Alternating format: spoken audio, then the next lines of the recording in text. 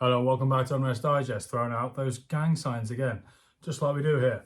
Interest rates live, apparently, and it's got all those love again ads all over it. We're with the Independent again. I'm gonna have to stop doing articles from them because their page is just unreadable.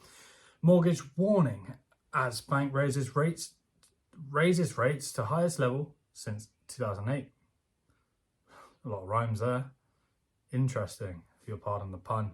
Experts have warned the rise will affect the property market, with lenders already raising their rates.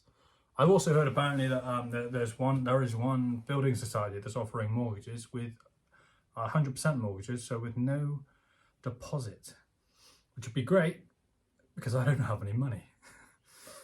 But it was things like that apparently that led to the financial crisis in the first place in 2008. But I was quite young back then, and this time when all the banks collapse, I want to play my part. So, I'm down for those 100% mortgages, especially with my credit rating. It go down really well. Experts have warned of mortgage increases. The Bank of England hiked up interest rates at the highest level since 2008 amid soaring inflation. Rates have risen from 4.25% to 4.5%, representing a 0.25 percentage points increase as the Bank of England aims to bring UK inflation down to its 2% target. Yeah, I mean, this will potentially bring down inflation.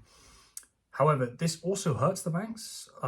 That's what it appears, because in the US, in the past 60 days, maybe 62 now, three out of four of the US's largest ever banking collapses have happened in 2 months.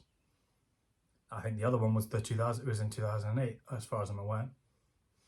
3 out of the 4 biggest. Let's see if I can try and remember them. I think it was not America First. I can't. I know it was Silicon Valley Bank went, another bank went. It's not good.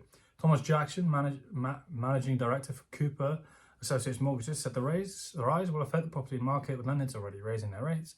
He said that next increase will have further consequences on homeowners and home buyers. Anticipating today's rise in mortgage, lenders have already raised their rates. So if you have one of those mortgages where, like, how much you pay goes up depending on the rate you're on, then you're pretty much screwed. If you have a fixed rate, well, eventually when it becomes unfixed and you have to reapply again, you're going to be quite scared, unless the interest rates go down, I assume. I dread to think. Imagine if it just went up to 30%. I think they were like that in the 70s or 80s.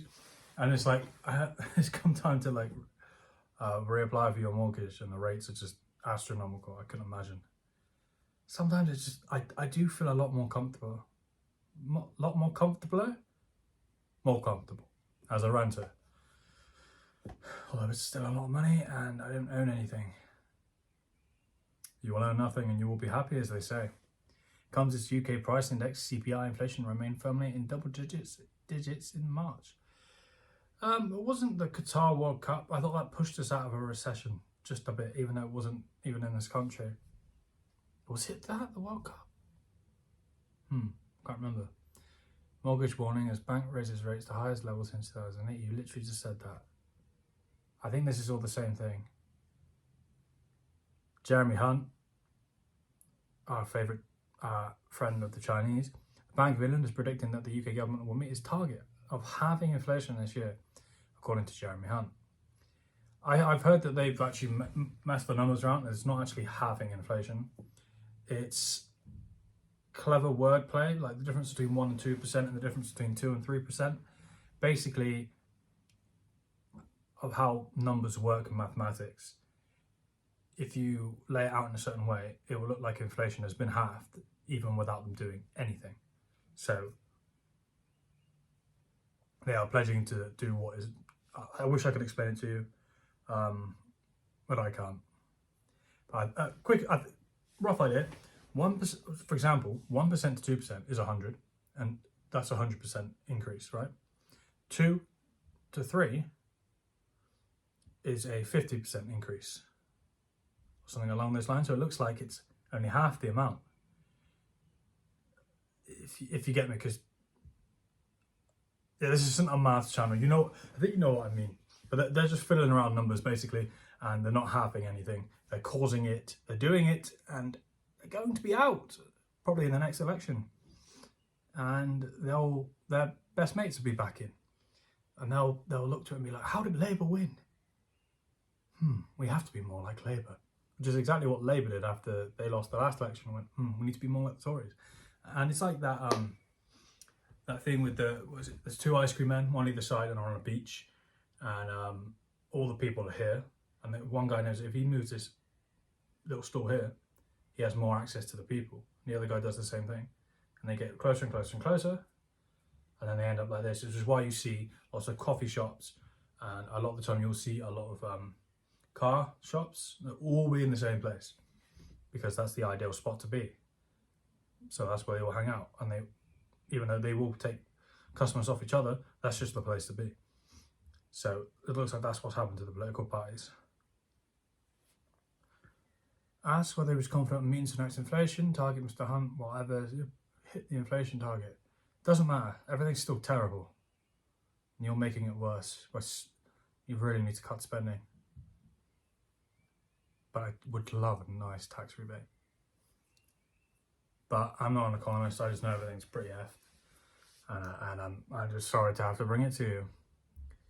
Inflation is particularly difficult for those least well off because of concentrating on the essentials of life, food and energy. People on lower incomes have a larger proportion of their consumption in the essentials of life. Really? I didn't know that. Who's this? Is this Mr. Hunt, a chief economist, choosing wrong words about impact of inflation? Bang over. Is this the guy that said we just have to accept being poor? Just have a video of nodding Donald Trump at the bottom here. Interest rates, compounding cost of living crisis. Great, yeah, we already know this. This wasn't even worth me covering it. Economy's bad, bank's fault, government's fault. Sad times. Thanks for watching. A bit doom and gloom, but please watch for my next video. Check out the last video. I actually uploaded the Rumble, so I'm gonna have a nice little look at that. Please like, comment, share, subscribe, and see you in the next one. Cheers.